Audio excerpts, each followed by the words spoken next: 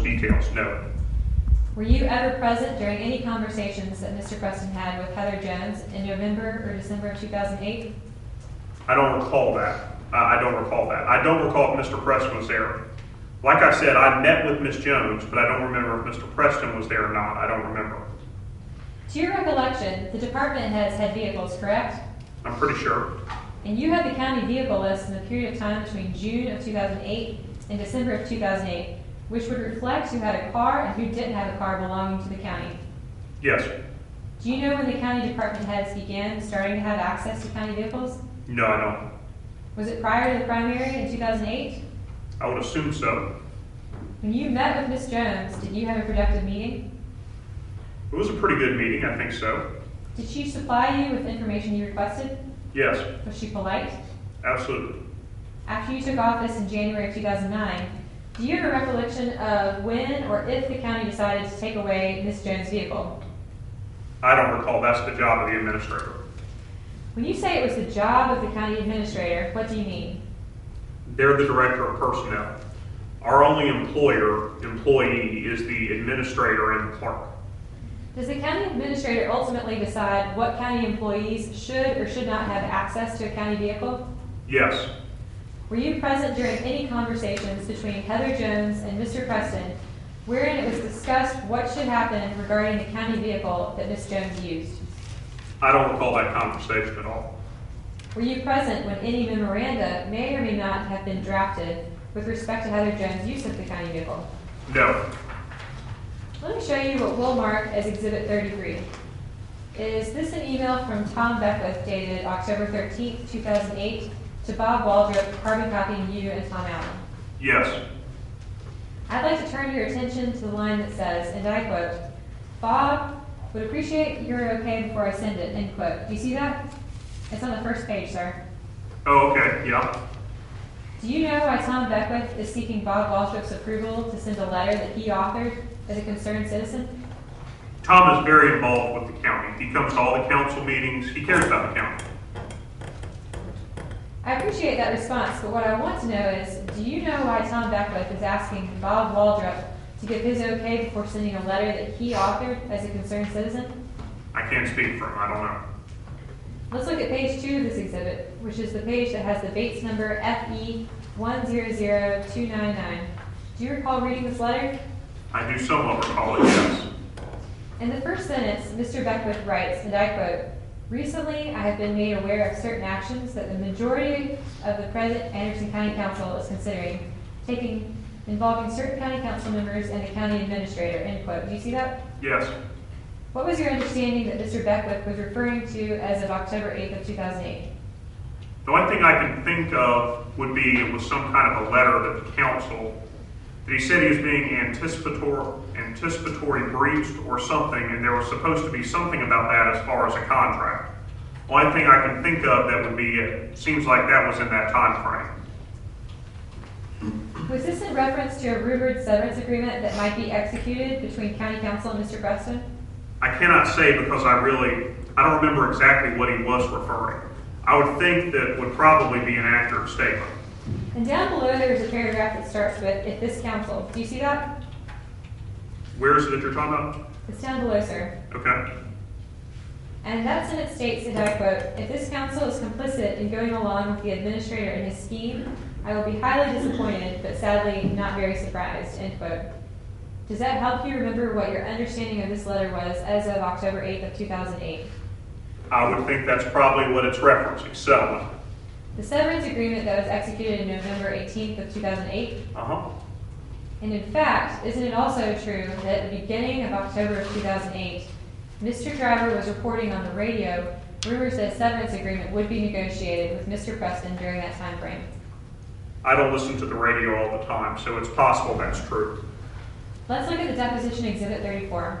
Is this an email from Tom Beckwith dated October 9th, 2008 to Tom Allen, yourself, and Bob Waldrop?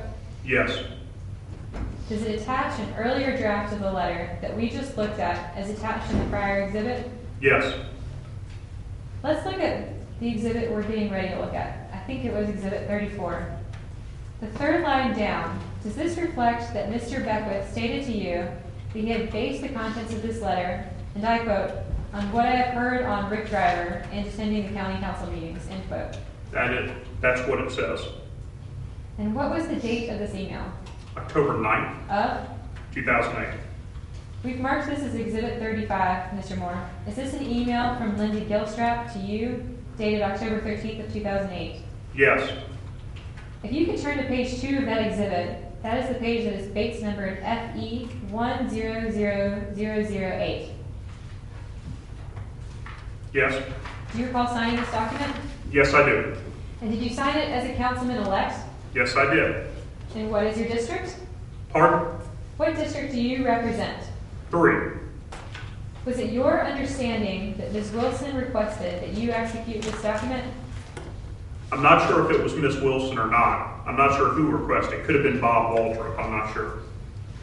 Can you turn back to page 1?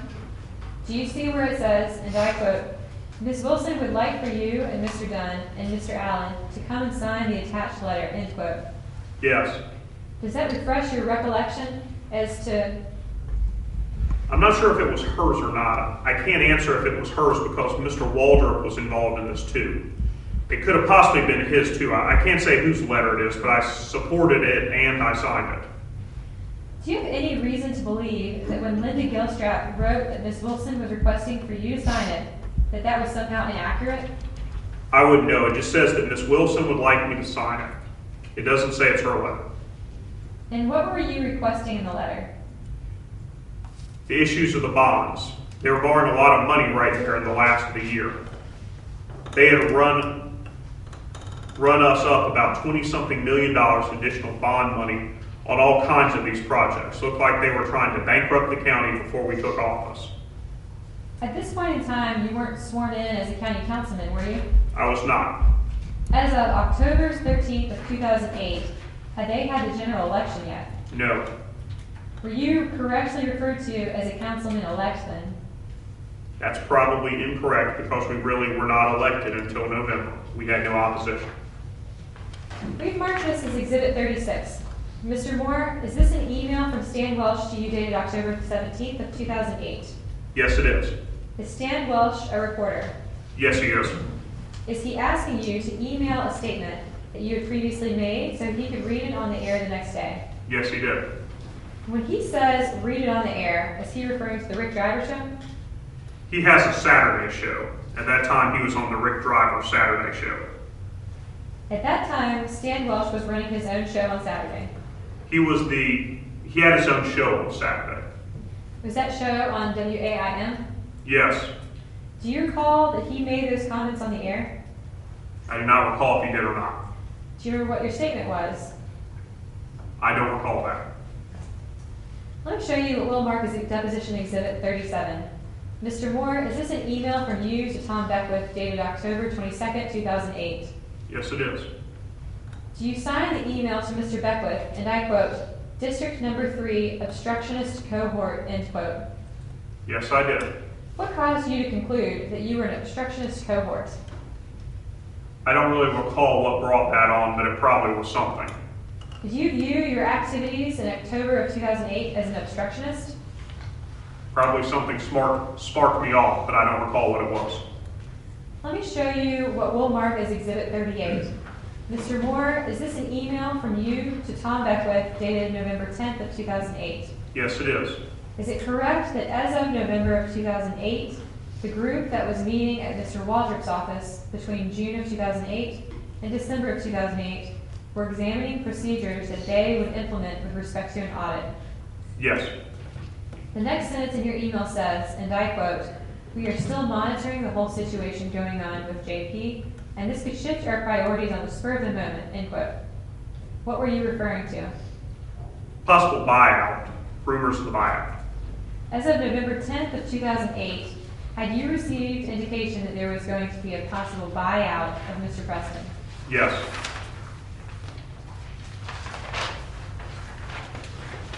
During the family court proceeding, Mr. Moore, did you represent to the court that you were an engineer with Floor Daniel? I think I was a field engineer at the time. I think I was on a job site. I need to explain about, we have classifications there. You have numbers and you have, like, on the engineering side, and you have on the design engineering side in the field, you would have like a level 20. And if we went out to the field, we would go back and forth with the same level, and that's the way it works. But I was a field engineer on the job site.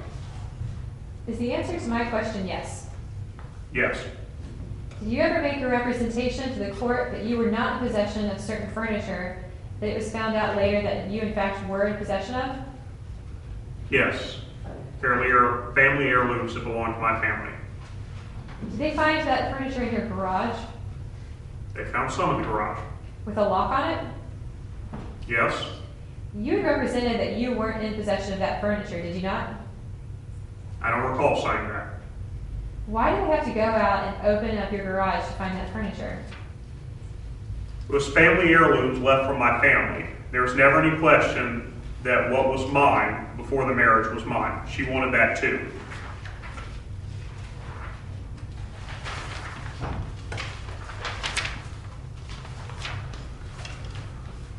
I'll show you what we're going to mark as Deposition Exhibit 44. Who is Elaine from the News Chronicle? She runs the Belgian paper over there. Does the first sentence of her email state, and I quote, "Listen to you guys on WAIM this morning," end quote? Yes. Does she then proceed to write, and I quote, "I'm running a day early on my deadline, so I'll refer to your email on WAIM when writing about the Joey Preston buyout," end quote? Yes. Does it refresh your recollection that you went on WAIM on the morning of November 21st of 2008 to discuss the Joey Preston buyout? Apparently, I guess I did. Like I said, I go on WAIM or went on there a lot of times over the course of the years. Very possible. It's 4 years ago. And you supply Rick Driver at WAIM with a lot of information as well, don't you? Yes. A lot of information about county council business? He reports to county council and he talks about county council on his radio. Anderson County politics is pretty much his #1 story. Mr. Moore, is Exhibit 46 an email that you sent to the South Carolina Attorney General on November 25th of 2008? Yes. Had you been sworn into office at that point? No, I was doing it as a citizen. Do you carbon copy Tom Allen? Yes. Do you also carbon copy Bob Waldrop? Yes. Do you blind copy George Haney? Yes. Do you blind copy the Clerk of Council, Lindy Gilstrap? Yes. Do you blind copy Rick Driver? Yes. Do you blind copy Rick Fremantle? Yes. Do you blind copy Tom Beckwith? Yes. Do you blind copy Stan Welsh? Yes. As of November 25th of 2008, had Anderson County conducted an investigation of Mr. Preston? No. Mr. Moore, is this an email from Stan Welsh to you dated December 1st of 2008? Yes. Is Mr. Welch asking you whether he can run a story on your letter? Yes. To Attorney General McMaster. Yes. As of December 1st of 2008, had you been sworn in? No. As of December 1st of 2008, had the county commenced its investigation of Mr. Preston? No. I'll show you what we're going to mark as Deposition Exhibit 48. Mr. Moore, does Exhibit 48 reflect your forwarding of the response from the South Carolina Attorney General to Tom Allen and Bob Waldrop? Yes. Is it dated December 1st of 2008? Mine says 12/1/2008. In your experience, is December the 12th month of the year? Yes. Do you blind copy on this email George Haney? Yes. Do you blind copy on this email Rick Driver? Yes. Do you blind copy Rick Fremantle? Yes. Rick Fremantle, he is himself a current plaintiff against Anderson County, is he not? Yes. Do you blind copy Tom Beckwith? Yes. And Jenna Trammell? Yes. And Stan Welsh? Yes. Mr. Moore, is this an email dated, is Exhibit 49 an email dated December 1st of 2008 from you to Stan Welsh? Yes. Is the Rusty that you refer to in the first sentence of your email the current interim county administrator? Yes. Do you write, and I quote, "I don't want to play our hand just quite yet," end quote? Yes. As of December 1st of 2008, had you been sworn in? No. Had Anderson County Council conducted an investigation of Mr. Preston as of December 1st of 2008? No. As of December 1st of 2008, were you just not ready to play your hand? Do what now? What was your question? Mr. Welsh, in fact, ran a story, did he not?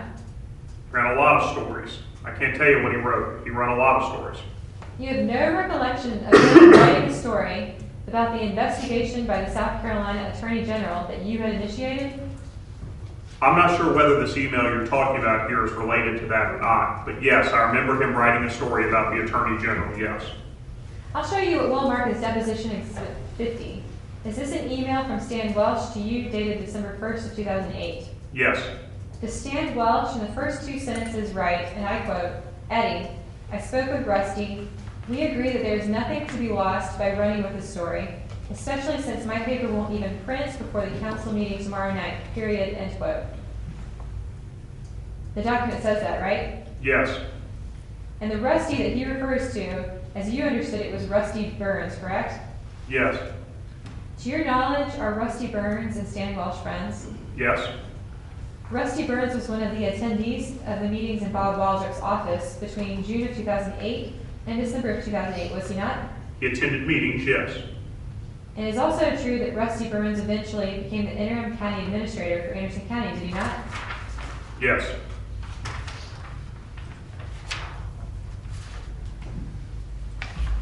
Mr. Moore, in your view, if Mr. Burns learned that you had made false statements to the media, would he have been an obligation to correct those false statements with the media? You would have to ask Mr. Burns. It's hypothetical. I can't answer a hypothetical question. Is Mr. Burns the interim county administrator? Yes. Is his job to implement the policies and directives of the Anderson County Council? No. It is not? We have a council administrator form of government. We don't have an administrator council form of government. We make the policies according to ordinances, and Mr. Burns works for us. Exactly. Yes. Mr. Burns works for you. Yes. And as an individual who works for you, does he, in your view, as his employer, have an obligation to correct false statements that a council member may make to media? For example, if Mr. Burns found out that you had made false statements to the media about being an engineer, would Mr. Burns have an obligation to correct those with the media? Yes, he would. He would. I would think, yes. Mr. Moore, were you present during any conversations between Mr. Thompson and Joey Preston regarding potential employment of Mr. Thompson with Anderson County?